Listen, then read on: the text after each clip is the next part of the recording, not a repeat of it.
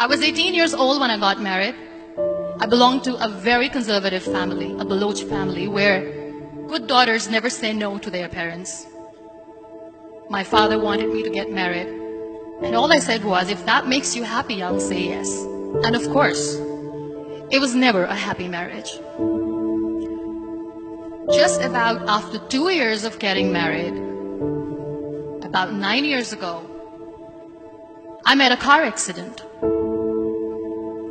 Somehow my husband fell asleep and the car fell in the ditch. He managed to jump out, saved himself. I'm happy for him. But I stayed inside the car and I sustained a lot of injuries. The list is a bit long. Radius ulna of my right arm were fractured. The wrist was fractured. Shoulder bone and collarbone were fractured. My whole rib cage got fractured. But that injury that changed me and my life completely was the spine injury. Many people came to rescue. They gave me CPR. They dragged me out of the car. And while they were dragging me out, I got the complete transection of my spinal cord. Those 2.5 months in the hospital were dreadful.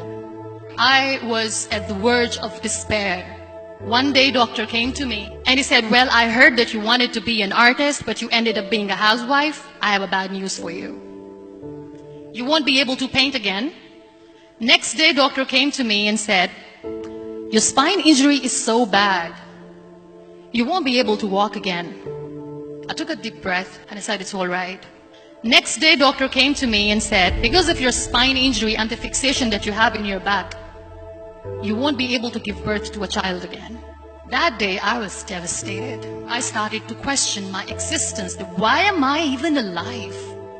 So what kept me going was, one day I asked my brothers, I know I have a deformed hand, but I'm tired of looking at these white walls in the hospital and wearing these white scrubs.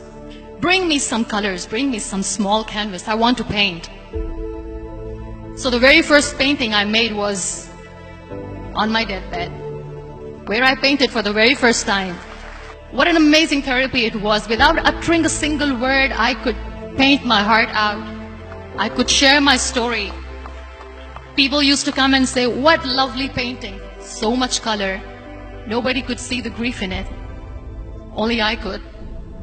And that day I decided that I'm going to live life for myself. I am not going to be that perfect person for someone. I am just going to take this moment and I will make it perfect for myself. That I'm going to fight my fears.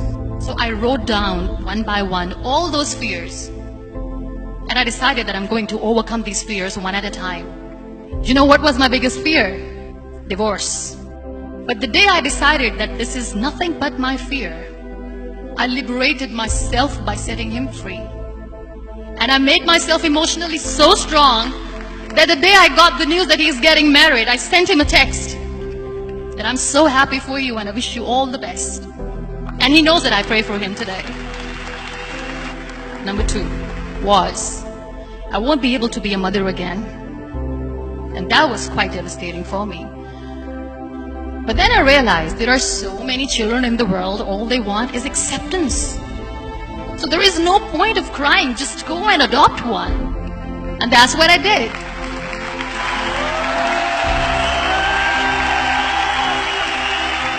I gave my name in different organizations, different orphanages, and I waited patiently. 2 years later, I got this call from a very small city in Pakistan. I got a call and they said, are you Muniba Mazari? There is a baby boy and would you like to adopt?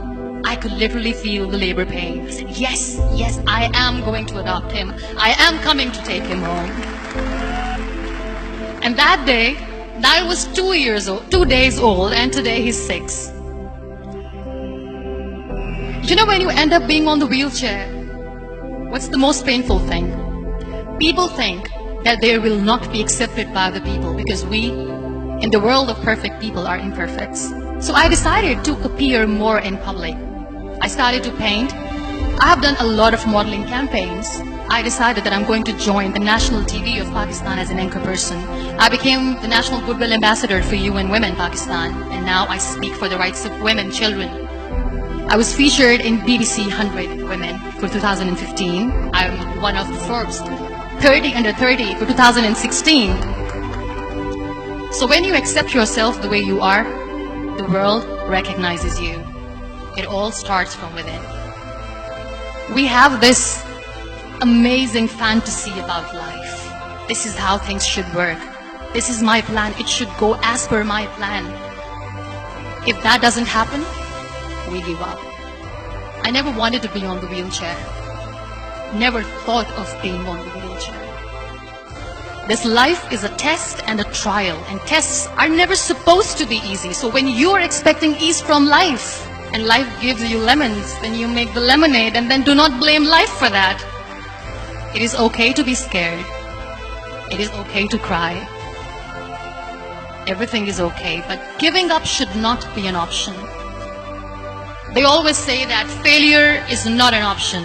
Failure should be an option, because when you fail, you get up, and then you fail, and then you get up, and that keeps you going.